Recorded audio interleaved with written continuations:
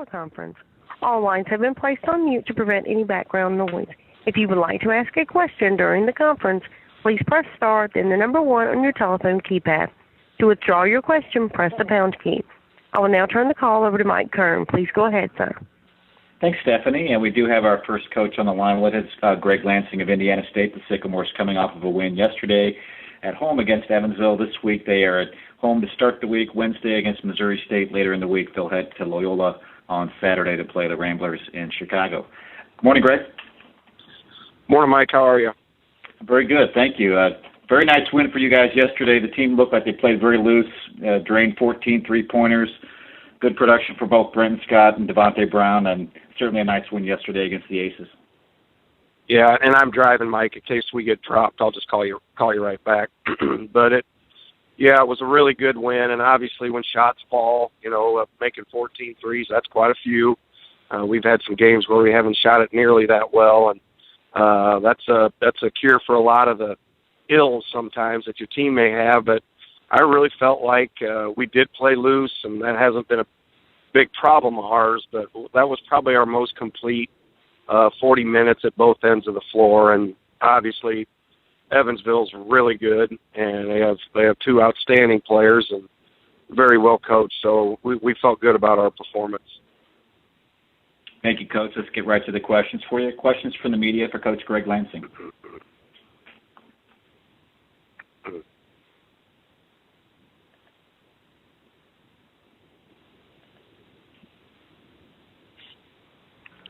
Our first question comes from Greg Jones with the Fort Wayne Journal. Hi, Coach. How are you doing? Hey, Greg. Good. How are you, Greg? Hey, I'm from up here in Fort Wayne, so tell me a little bit about Brenton Scott, and first of all, just what he's kind of meant to the team this year. Well, he means an awful lot. Brenton has grown leaps and bounds as a player and as a person since he's been here. I've always said, tongue-in-cheek, that he's got a screw loose, and that's a perfect fit because so do I, and he is so supremely confident, and he hasn't met a shot he doesn't like. He can really score it, and he's learning to play without the ball. He's getting better on a daily basis with the defensive end and the things that we try to go into with a game plan, and he can score it. He can score it. He can catch and shoot shots. He can make it. He can get his own. He's a really good passer. When people are trying to take him away, but he's as important as anybody on our team, and we're fortunate to have him. How do you think he has changed as a player?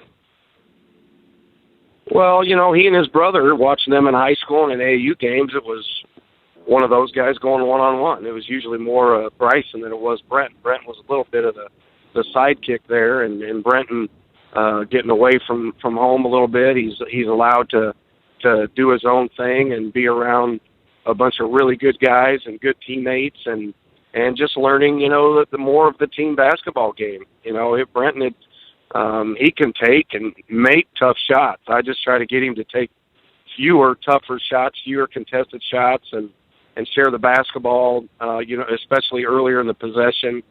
And that he works like crazy. I mean, he was in at 9 a.m. this morning shooting again today. He comes in, does his ball handling, he does his shooting, and he wants to be a really good player, and his work ethic certainly is going to help him along those lines. But he was freshman of the year last year, and he hasn't skipped a beat this year. Thanks, Coach. Thank you. Your next question is from Kyle Kensing with Today's You. Good morning, Coach. When you're strategizing for a player like Makovicius, with the job that your team was able to do on him defensively yesterday, what kind of goes into that? How do you prepare your guys for that challenge? Well, I mean, he's like a lot of the great players in this league, and you have DJ Ballantyne right there. I thought we did a great job on DJ, and he still had 20, but Big Mock, he runs the floor. He always gets a dunk or two in transition. One of the best rebounders in the country. All we tried to do was make it as hard as possible on him and not give him the easy ones. Don't give him an angle in the post where it's a quick drop step and dunk. Don't give him a an easy putback on a miss. Don't give him those easy ones right at the basket. And he's going to score. He's going to score when you stay between him and the basket with your hands up. And he's good enough to do that. But we just tried to make it as hard as possible. And I thought Brandon Murphy did a great job of working hard. And Murph's a big, strong dude now, so that helps. And he's a better athlete than what he looks like. But you're not gonna shut him down. But you just got to try to make it as difficult as you can. Thank you. Thank you. Greg, that was your last question. Thanks for your time. Travel safe. You got it. Thanks, Mike. All right. Thanks, Greg.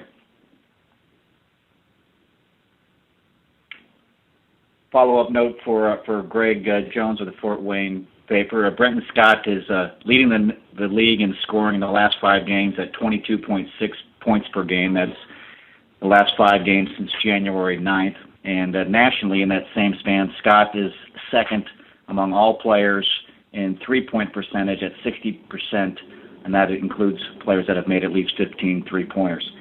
And we'll hold for just a second as Coach Ben Jacobson will join us.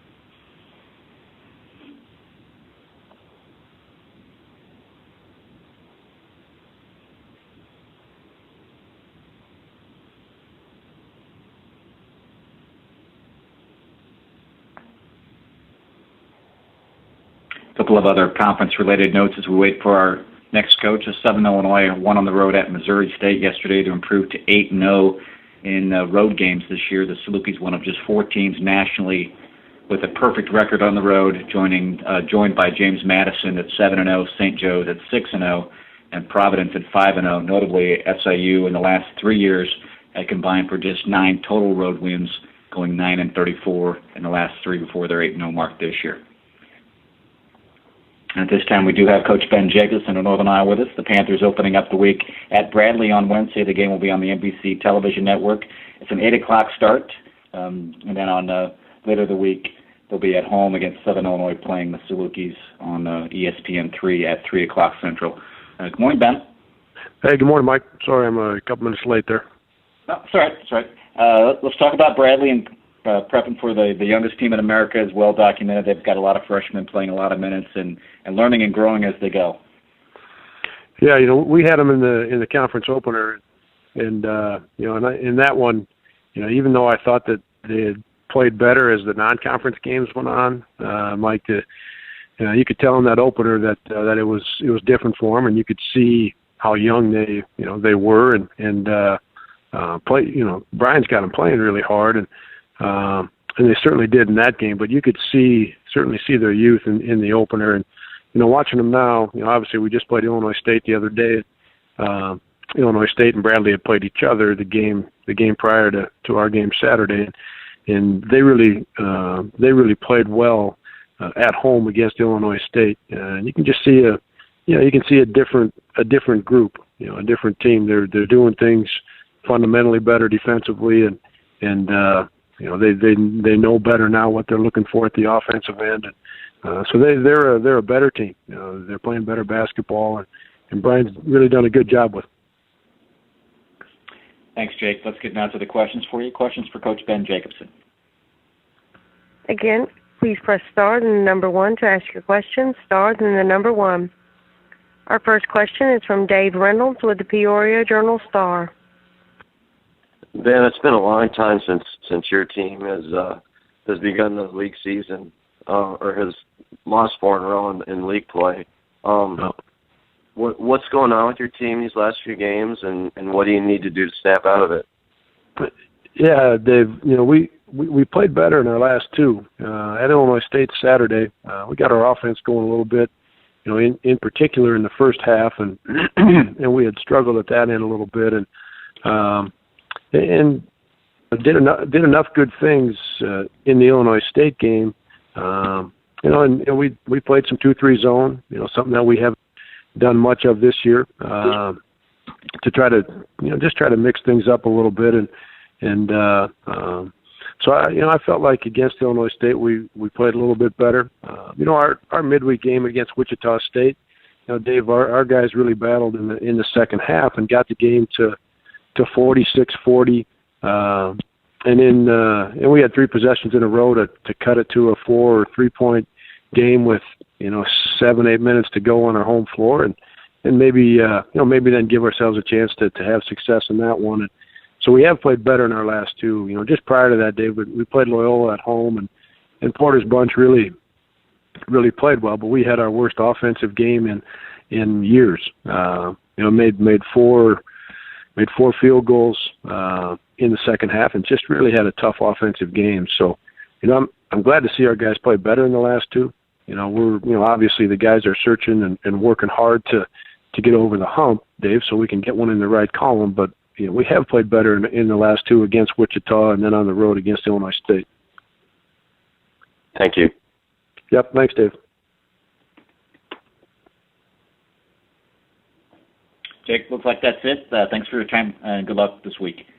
Okay, thanks, Mike. Okay. Yep. Joining us from Central Illinois is Drake head coach Ray Giacoletti. The Bulldogs playing at Illinois State tomorrow night. One of 3 games this week on the NBC Regional Television Network. That game is at 7 o'clock on Tuesday. Morning, Coach. Good morning. How are you? Good. How are you? I'm doing fine. Thank you. Well, let's talk about Illinois State. Your prep for the Redbirds in tomorrow night's game. No, it's obviously a very athletic team. You knocked 12 threes down against Northern Iowa on Saturday, and so when you have the combination of athleticism and then being able to shoot it so well from the 3-point line, and they're tough to defend. The first thing you got to do is be able to get them stopped in transition, whether it be on a missed or made field goal, and be able to get them square, get matched up, and then you got to deal with them. Whether you're playing man or zone and in the half court, if you're able to get them stopped in transition. So, the McLeod kid came off the bench and had 5 of those 12 threes and gave them a big lift, hit some deep ones. And so when they're shooting the ball like that, makes them even more dangerous. Coach, and your team has not got one in the win column yet in conference play, but you've been close, including the Saturday against Loyola. What needs to happen to get over the hump and get that first one? Well, that's something we've been trying to figure out ourselves. I mean, we played, our best road game on Saturday. It was final possessions and was tied with, a minute or something to go. And you got to be able in close games to, it was our 6th or 7th game, 5 points or less. You got to be able to execute down the stretch. And that means the last 3 possessions, offensively and defensively, you got to be able to score. And the other end, you got to be able to get stops. And we're close. I'm pleased with our guys that, nobody's splintered or broken. And, we got here yesterday in Bloomington and had a good practice last night. We come back and practice hard, but you got to learn how to be able to get over the hump, and we have not been able to do that. Thank you, Coach. Let's get now to the questions for you. Questions for Coach Ray Giacoletti of Drake. Please press star and then number 1. Our first question is from Dave Reynolds with the Peoria Journal-Star. Hi, Ray. Hey, Dave. We're approaching the midway point of the league season, and you kind of touched on some of the things that have gone well for you lately. Can you just kind of give us a snapshot of how your team has improved, I guess, during the course of the league season? Yeah, it's kind of funny. We've not been able to get everybody on the same, clicking at the same evening. it'll be a deficiency. We're shooting it well, and we can't get stops that night, or whatever it may be. It seems like it's been hard to pinpoint. Early on, we were trying to find better ways to get more productivity out of our big players. Well, we've gotten very good production out of the big players, I would say, the entire conference season. Early on in the non-conference, it was 3 guys that were scoring all the points. And, trying to show them that we need to have an inside game or you guys, they're not going to leave you. And got to have another way when shots aren't dropping. And so I think we've really improved our inside game. I mean, it's a different guy each night. The big Polish kid had 14 and 7 against Missouri State a couple nights ago. Nick McGlenn continues to play with great energy, another one of the freshmen. Both those kids are freshmen. Jacob Venables had his moments where he's had 2 or 3 double-doubles. So I think that's one way we've improved. But we've got to have to be able to, night in, night out, hang your hat on something, and it needs to be the defensive end. And that's where it hasn't been consistent. So, it's frustrating, but it's you kind of deal with reality, and you're trying to figure out a way how to get better. And again, I'm happy with the guys that they continue to come back and work hard and try to fix the problems and issues. Thanks, Ray. Yep. Your next question is from Harry Schrader with the Valley Hoops Insider. Good morning, Ray. I'd like you just to touch a little bit on Reed Timmer's season. Obviously, he's been terrific. And then talk about your 2 Big Ten guys that have transferred in.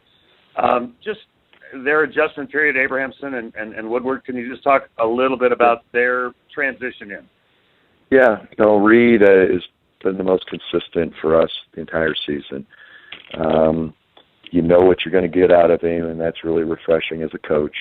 He's going to give you a great effort each night. He's going to be pretty consistent, being able to knock shots down and be able to get himself to the free throw line. The one area that we've tried to really impress upon him is now to get at kind of a third piece of continuing to make others better around you. And he's had some good nights, where he's been able to go get 5 or 6 assists in a game. The 2 Big Ten guys, both had their moments. I think maybe didn't realize that it was going to maybe be as hard as it's been at times. Both of them can really score the ball and shoot it for us. And so that I think there's some other things, though, that, they're continuing to learn, defensively with, I think, Kale being a true point with Graham. So I think there's, some things obviously has been very good, and then some things I think, maybe they and us, it's been a little bit harder for them, or wouldn't have. I don't believe they would have thought it would have been as hard maybe as it's been. But both of them are working hard and trying to get better at some areas that need to be improved upon, and hopefully we can continue to do that throughout the rest of the season. Thanks a lot, Ray. Yep. Coach, that was your final question. Thank you for your time today, and good luck against Illinois State tomorrow night. Thank you. All right, bye-bye. Paul Lusk of Missouri State is on the line with us, and the Missouri State Bears are playing at Indiana State on Wednesday. Later in the week, they'll be back at home to play Illinois State on Saturday. Morning, Paul. Morning, Mike. Let's talk about Indiana State. Their game yesterday against Evansville was supreme. They had Brenton Scott and Devontae Brown both scored 25, I think, and they've been getting a lot of point production from those 2 guys. But preview tomorrow night's or Wednesday night's game for us. Well, they're very good. They've got those senior guards, Christian Smith, Devontae Brown. Those guys are good players. Brenton Scott, the freshman of the year in the league, I believe, a year ago. He's been on a tear lately.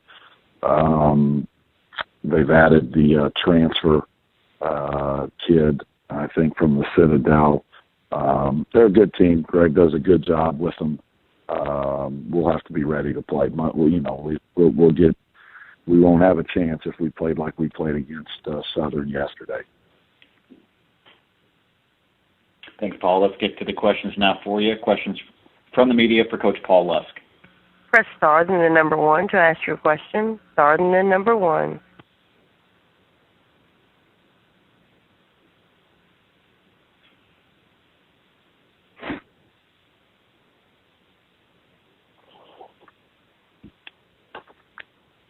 Paul, you've been getting a lot of contributions from your freshman class, and certainly Daquan Miller, another great week for him. But talk about what you need from your upperclassmen to turn the table. Well, we just got, Mike, we just got Dorian back, and he's been good for the most part. He really has been. Cam Boone, we tried him yesterday, Mike, with his twisted ankle. He got 5 staples in his head at Drake and blew his ankle out. And he's a tough kid. And we tried him yesterday, and he just couldn't go. And we knew that was going to affect us. So that's really it in terms of the upperclassmen. Everyone else is pretty much first-year guys, whether they're JUCO kids. But been very pleased with our freshmen. Very pleased with Daquan, and Jordan Martin gives us everything he's got. He's got to continue to develop, but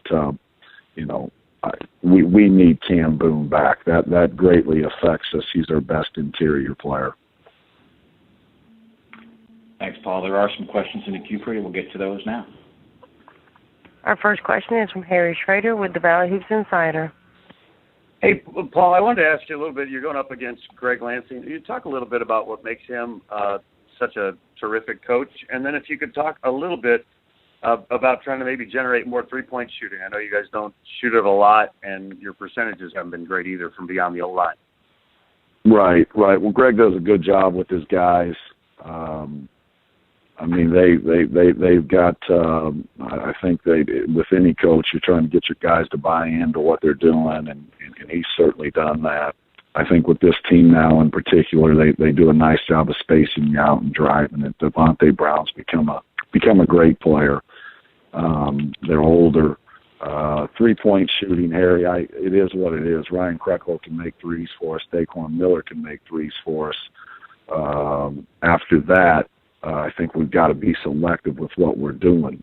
We're best when we play from the inside out, and we were really affected yesterday by not having, Cam in there to throw the ball to him inside. And then obviously Austin Reuter's a good 3-point shooter, but we don't have him. But I don't know that that's going to change much.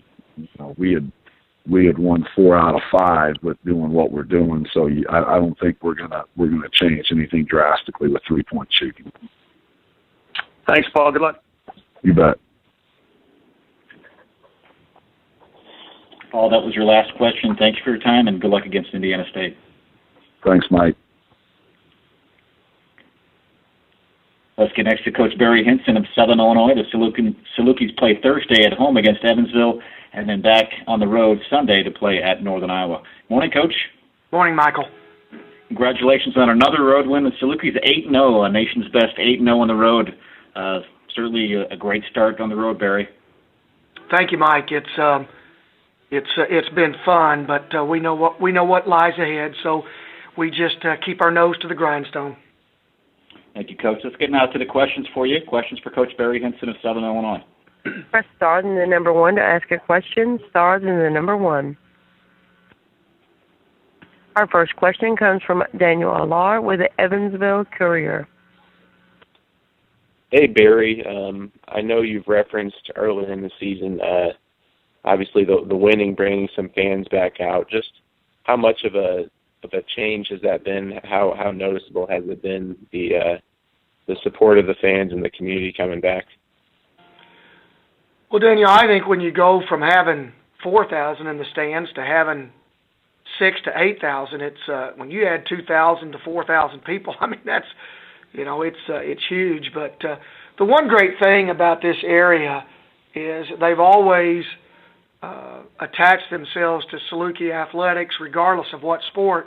But we know it's a basketball region, it's a basketball community, and our support for the most part, even during the stretches where we were struggling, was still better than any place that I've been when I've been through periods of struggle. So for right now, though, it's pretty special. People are excited. Our student body, which we've only played one game with our success with our student body, and so this will be the second game that we've played with our student body, and I think it'll be I think it could be rather special.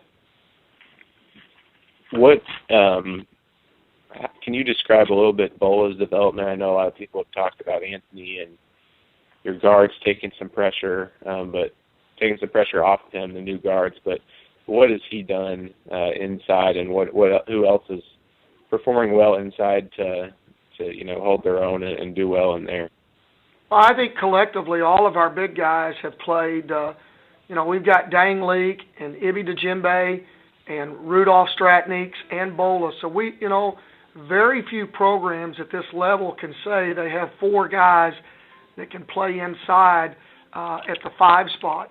And we even throw Austin Wire in there, which he's played a little bit sparingly, but there's 5 guys that can play that spot for us. And as far as BOLA goes, I've made this statement before, he's the best rebounder I've ever coached. Now, the best rebounder is getting ready to come into our gymnasium, and that's certainly going to be a huge challenge for him. BOLA gives up so much size. I'm not even going to try it. I mess it up every time. I just call him the big fella. The big fella's got so much better size, and he's got a knack around the basket because of his girth. But this will be a huge game for BOLA, just simply for the fact that he's going to go up against the nation's best. What else kind of strikes you in terms of matchups or important parts of the game against Evansville? Well, I think the biggest thing is, and I know everybody talks about DJ and the big fella, but I think Jalen's played great, and I think Adam Wing is the X factor. I just you've got 4 guys in double figures, and if you don't guard Blake, you've got a problem, and you've got to guard, forgive me, but Mislav, or however you pronounce it, because he can shoot. But that's what makes them so good, is that you've got 2 veterans, and specifically DJ. What DJ has done, DJ's scoring points, but he's also getting lots of assists, and he's a veteran in this league. He's played. He's much like I get to coach Anthony Bean every day, and when you have veterans like that and have played and or started for 4 years, it just makes life a lot easier. All right, thanks, Barry. Thank you.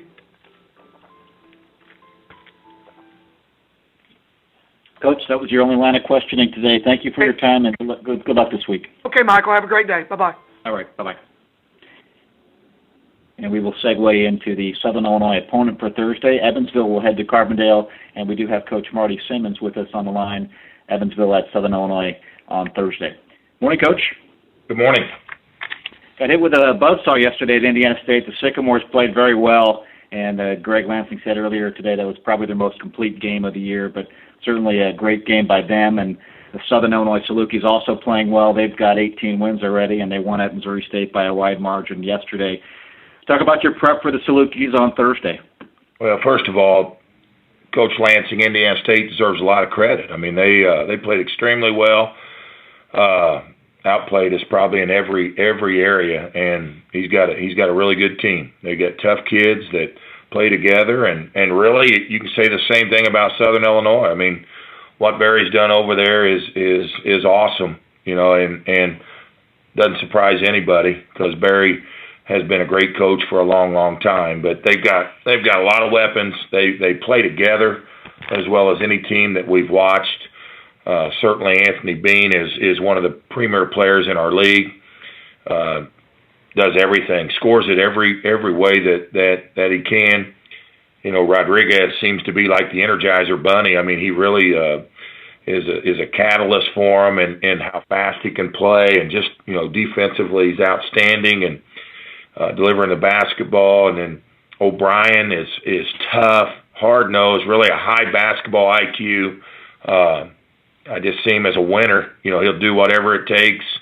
He scores in the post. He drives it. He gets to the line. I mean, just a really good player.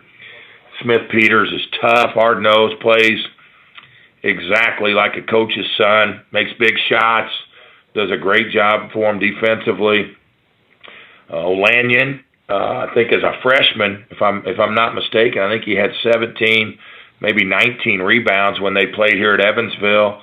Just a long, athletic guy that really, blocks shots, changes shots, goes outside his area, and then they certainly got a huge lift off Vincent, coming off the bench. I mean, he's scoring a lot of points for him, and really all the guys that come off the bench give him energy. I mean, they're an outstanding team. They're well coached.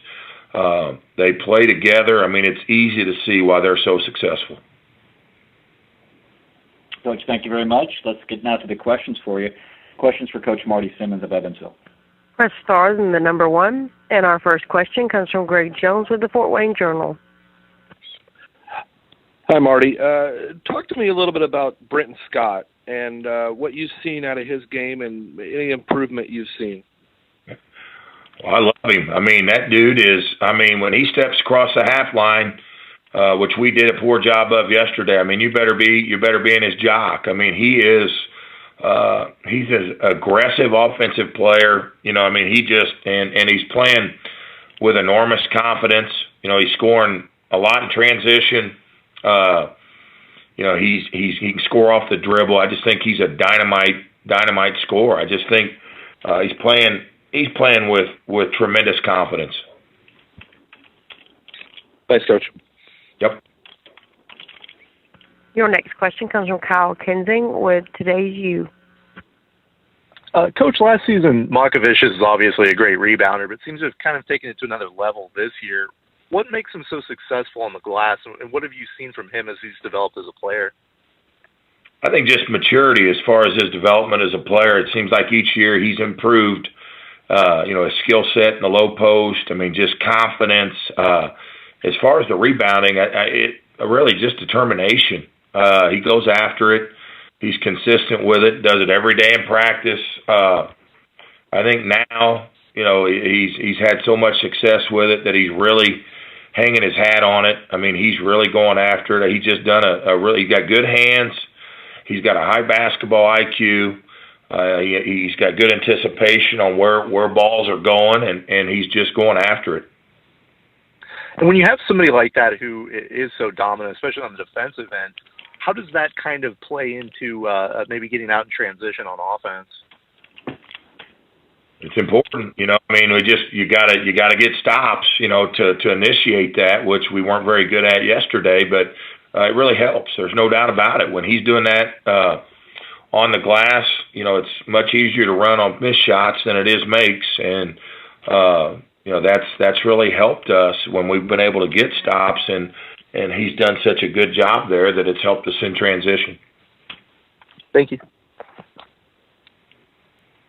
Your next question is from Todd Hefferman with the Southern newspaper.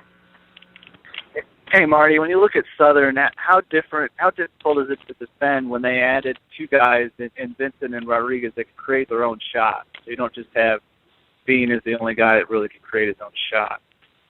Yeah, they're difficult for all the above reasons, Todd. I mean, the ability to create your own shot, that certainly gives them, added firepower there. But I think the thing that impresses us is just how unselfish they are, and how they have, so many different weapons, and the confidence that they're playing with, 1 through 10, 11, however many guys. I mean, they play with a passion. They play with an energy level that's fun to watch, but certainly not fun to get ready to compete against. Thanks. Our next question comes from Harry Schrader with the Valley Hoops Insider. Hey, Marty, excuse my ignorance. Is there any time soon that you expect Gibson back? That's number one. And then number two, you talked about, playing Indiana State. Just can you talk a little bit about what makes Greg such a terrific coach and a hard guy to coach against? Well, he's smart as heck. I believe he's a coach's son too, and I didn't really get a chance to see him play, but I'm sure he played like that and he coaches like that. I mean, they got a winning culture. I mean, he's established. I mean, they got competitive guys, tough guys. They compete. I mean, I don't know how. I mean, they're fundamentally sound. Year in, year out, his team wins games. They guard you well. They execute well in the half court. They don't have any selfishness. They're very unselfish. I think he's just got a culture there that he's established, done a great job with, that it's all about winning. As far as Vu Gibson, it's still, I mean, he's not practicing, and it's just, I guess day to day. I really haven't heard, anything definite on when he will start practicing. Any thoughts about, I don't even know if he has a red shirt available, anything like that? Oh, yeah, absolutely. And then if I could ask you, too, just one last one about Jaylen Brown. Can you just talk about his contributions for you guys this year? Well, he's done great. I mean, we've been fortunate in the past to kind of have a two-headed monster there, and JB's had to step it up, and he's done that. He's super athletic, quick, fast. He plays with an aggression. He's done anything and everything that we've asked him to do. He's a big reason that we've had some of the success that we've had to this point. Thanks a lot, Marty. Good luck. Thank you. Marty, that was your last question. Thank you for your time. Good luck Thursday against Southern Illinois. Thanks, Mike. All right, bye-bye. Loyola is coming off of a win against Drake on Saturday. The Ramblers play at Wichita State on CBS Sports Network Wednesday night. And later in the week, they're back at home against Indiana State on Saturday. This time we'd like to welcome Coach Porter Moser. Hi, Mike. Coach. How are you? Good, Mike. How are you? Good. Nice win against Drake on Saturday, and then off to Wichita State to play one of the nation's best teams. Talk about your prep for the Shockers on Wednesday, and then we'll open it up for some questions for you. Well, obviously, you're preparing for Wichita. There's just a myriad of issues you got to deal with. One is just their defensive pressure. Of not turning it over, of getting into your offense. They press you. Their press is like body blows in a boxing match. They just keep it going, and then all of a sudden you'll feel the pressure get a little bit harder as the game goes on, and it's just like body blows, and they constantly just stay on it. So you just got to take care of the ball and really try to get good possessions against them as best you can. Thank you, Porter. Let's get now to the questions for Coach Porter Moser. Questions from the media. Again, stars in the number 1 to ask a question. Our first question comes from Paul Sutherland-Trott with the Wichita Eagle. Hello, Porter. It looks like the lineup switch has worked well for you. In particular, reason why that's been a success? Well, I think, just the last 3 games we've played better. Whether it's the lineup switch or not, but I think it's more of just some of the guys that we're starting coming off the bench are just starting with the basic foundation of being great teammates, being great body language guys, great and energy. And our leadership was kind of struggling when things weren't going our way. We lost 3 close ones by a total of 5 points that kind of really, hit us in the gut. And, when that happens, I think when things weren't going our way, our leadership was kind of, hanging their head a little bit. And, people, just like how positive energy is contagious, negative energy is too. And I think the last 3 games, I couldn't be happier with how these guys have responded. We've got some seniors coming off the bench, and they've just been everything's been positive. We've played much better the last 3 games, and I'm excited about what we could do in this last month and a half. So you made that switch against Northern Iowa, and you won that game. Does that help a whole lot as opposed to, I guess, show the guys that this can work? Absolutely. Coaches try lots of things that don't work, and to say that's why we beat Northern Iowa, I don't know. I just know we're playing better. Against Drake, we made some shots finally. We haven't shot the ball well at all, and we made some shots in the second half. And the shooting woes is something that I feel is going to get better. I think we got guys that can knock down some shots. We just haven't. And I think that's going to get better. Our leadership's getting better. I've said a while, one of the biggest things we've missed was our alpha dog leaders was Christian Thomas and Joe Chrisman. Those guys were guys that really were spirited every day in practice, every huddle, every timeout, and we just kind of lost that, not having those two there, and it's getting better. The last 3 games, those seniors have taken it to heart coming off the bench, and their energy level's been much, much better. When you got guys who you don't love their body language, how do you show them film of what they look like? How do you? No, it's exactly what you do. We've had a separate camera on them, and we've done all different kind of things. And the thing is they can realize it too. We talk about it. I don't know if the young generation doesn't look at body language. You talk to older coaches and different people, and the words body language, even in life, sends messages. And I don't know if the younger generation understands how big a thing that is, and especially with leadership. Oh man, it really is a big thing when your leaders, just get down, and the body language. You got to have some guys that when the younger guys look at during adversity, hey, things are going to be all right. Things are going to be fine. And coming out of timeouts, I just. You miss that. You miss that out of Joe Chrisman and Christian Thomas. And we're getting better at it, though. I'll be honest. The last 3 games, I think they've really, we lost those 3 close games, and I think we hit a bottom to where the seniors are like, you know what, there is something to this. And I'm really proud of how they've responded the last 3 games.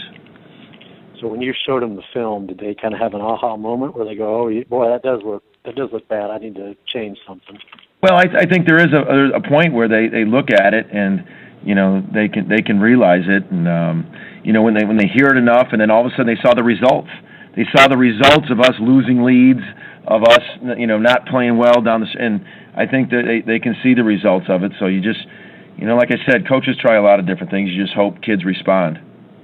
And which guys have responded the most, do you think, to this? Well, it's the two of our leading guys is Montel James and Milton Doyle, and I think those guys, when things weren't going their way, they were really struggling, and those guys were 2 of the guys that came out of the lineup, and I think they've realized that, hey, if we're going to be leaders, there comes an added responsibility with being a leader. I mean, not everyone's cut out to be a leader, and but you have added responsibilities, and those 2 have to, if they're not shooting well, they can't let that dictate their leadership. They can't let that dictate their defense. And I think that's what was happening. The shooting woes were dictating their leadership and their defense. Thank you. Coach, that was your final question. Thanks for your time, and good luck at Wichita State on Wednesday. Thank you. Thanks, Porter. Coach Brian Wardle not able to join us. He's actually on a flight and headed to Kansas City in the air, but we do have a sub today from Bradley, Jimmy Foster, assistant coach for the Braves. Good morning, Coach. Good morning. How you doing? I'm doing well, thank you.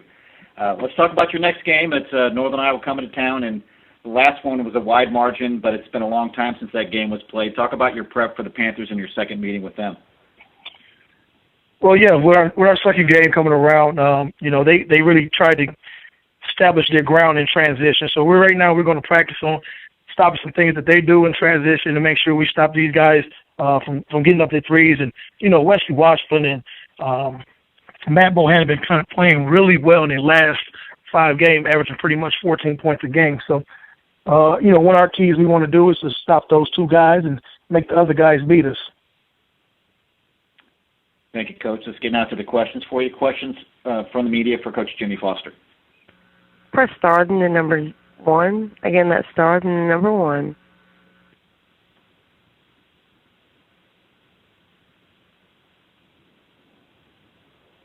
Excuse me? Jimmy, since that game, Northern Iowa has dropped 4 in a row in conference play. Rare for them, but as you watch them on film, and what's different from when they played you and the way they're playing right now? What's been missing for them? I think with Northern Iowa, man, they're playing 6 or 7 guys, and they're playing a lot. They're logging a lot of minutes right now. So I think that's kind of maybe a little bit of the legs is kind of getting to them, but they're doing the same things. Just some of the shots that they usually make, have not been making. So we're going to try to hopefully maybe have that same kind of luck go our way coming up here in the next 2 days.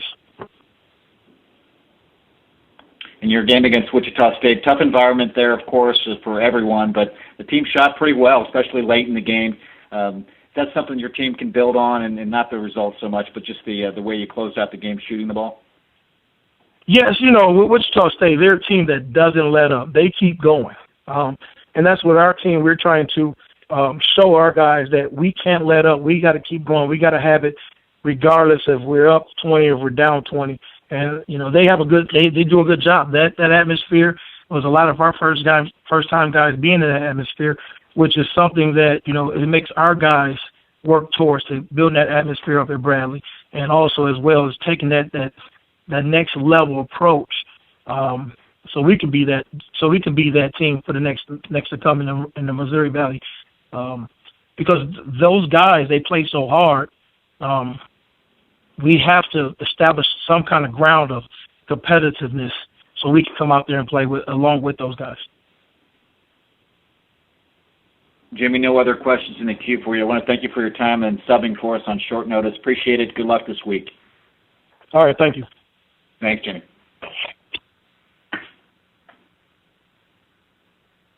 We'll hold for just a moment. Our next scheduled coach is Coach Dan Muller of Illinois State. The Redbirds coming off of a pair of wins last week, including Saturday's game against Northern Iowa.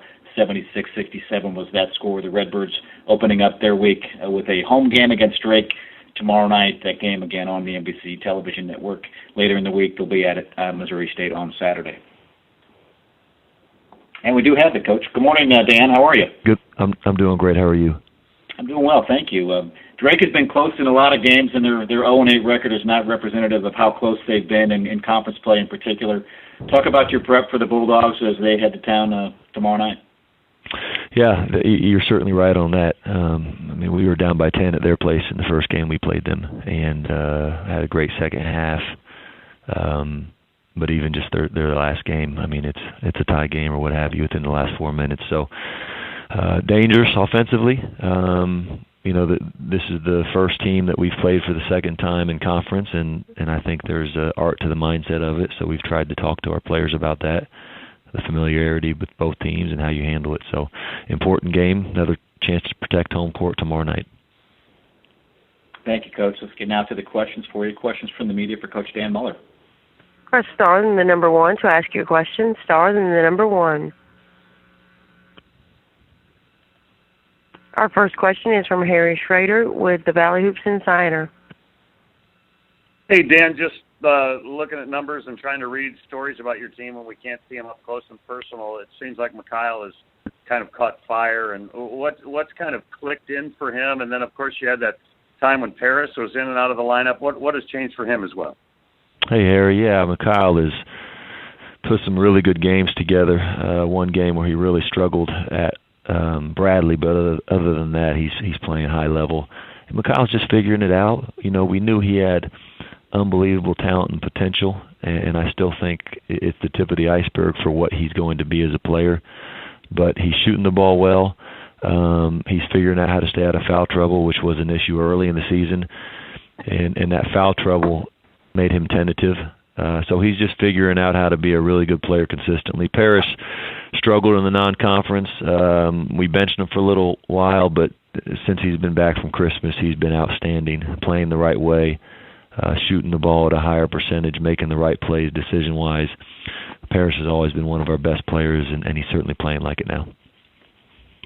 And if I could follow up about Deontay Hawkins, when I look at him, he's so athletic and all that, and obviously he can shoot the three. Does he settle for that maybe a little bit too much? Should he be a guy that's taking it to the rim a little bit more? Yeah, I think he does. There are some games where he takes some three-point shots too quickly, not only for our team but for him. He's really good in the post. He's a great free throw shooter and doesn't get to the foul line enough because of that. So we've got to find ways to get him the ball in the post. He can drive the ball a little bit, but his strengths are post play, shooting, rebounding. But he's given us a great effort on the boards lately if you look at his rebounding numbers and his post defense. Thanks a lot, Dan. Good luck. Thanks, Harry.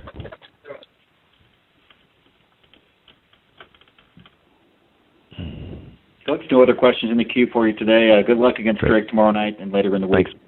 Thank you. Thank you, Dan.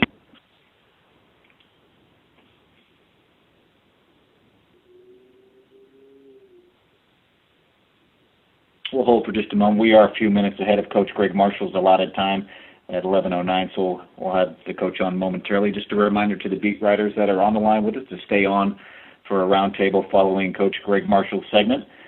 Wichita State opening up its week with a home game against Loyola on Wednesday. That'll be on CBS Sports Network. Sunday they will head to Evansville to play the Aces in Evansville on ESPNU at 3 o'clock.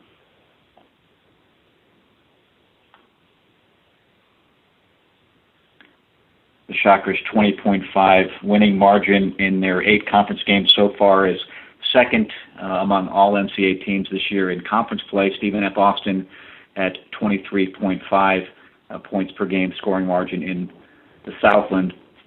Shockers second nationally at 20.5. In the last 20 years, the best scoring margin for an entire conference season in the league has been Wichita State, their perfect season in 2013-14 when they had a 15.6 scoring margin that year.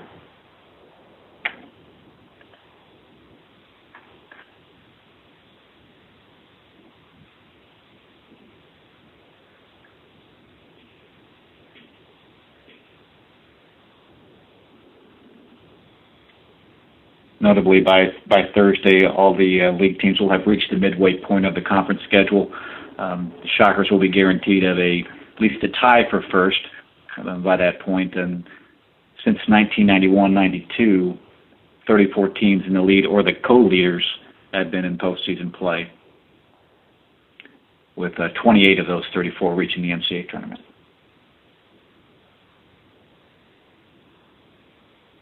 And at this time, we are joined by Wichita State head coach. Again, the Shockers opening up its week with a game against Loyola on Wednesday on the CBS Sports Network. Morning, Greg. Hey, how are you? Good. How are you? I'm fine, thanks. Good. Congratulations on another successful week, but Loyola has been playing much better. It's your first look at the Ramblers. What can you tell us about your preparation for Loyola and Wednesday's game? Well, we just, we know that they'd struggled coming out of the gates in conference play. They've now won a couple, and they're probably playing more like people expected them to play all along. And we'll surely get a team that is ready to go. So we'll have to play well. Thank you, Coach. Let's get now to the questions for you from the media. Questions for Coach Greg Marshall.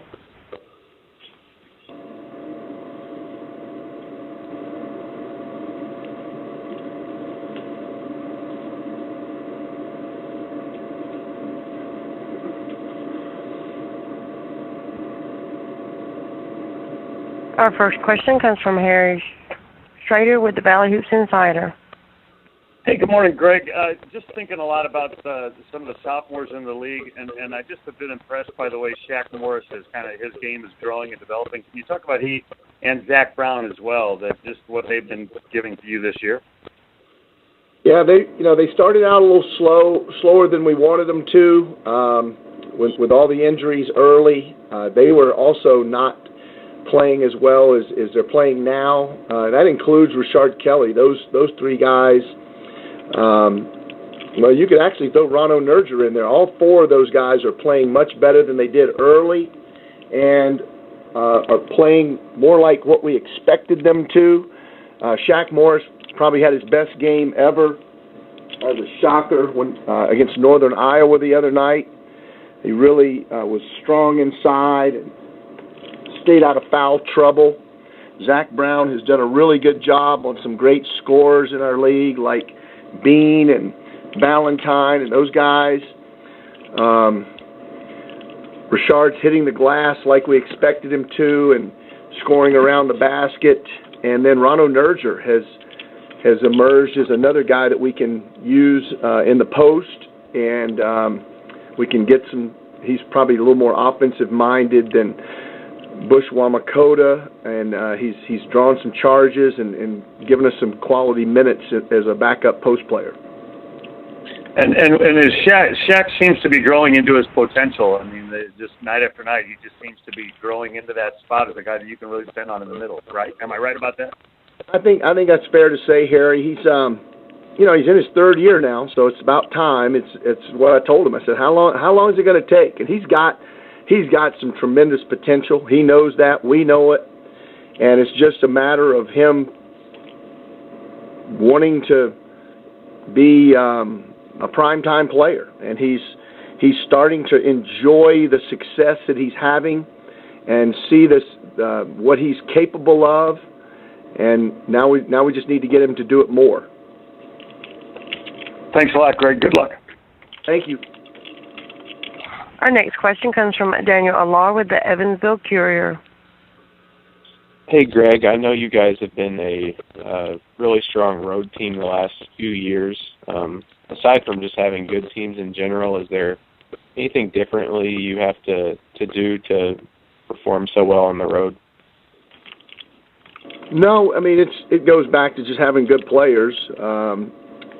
The one thing that we try to be is mentally tough, and I think you have to be mentally tough to win on the road.